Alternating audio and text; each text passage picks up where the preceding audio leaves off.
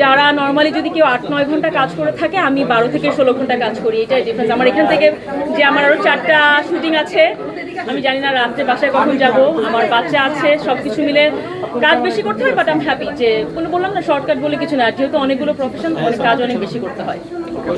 Thank you so much. যার পাশে হাসি দিচ্ছে সে তো নাই, বুঝছেন, সে অন্য জায়গায়, আমি এইটা অন্য জায়গায়।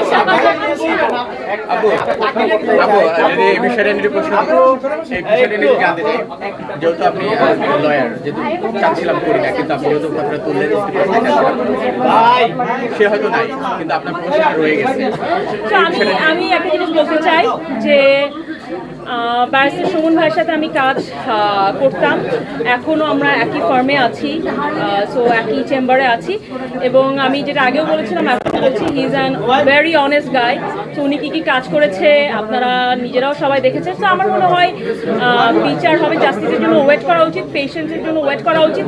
Let's see, let's hope for the best. লড়বেন কিনা তার পক্ষে? হ্যাঁ, ডেফিনেটলি আমি ওনার চেম্বারে এসে অবশ্যই।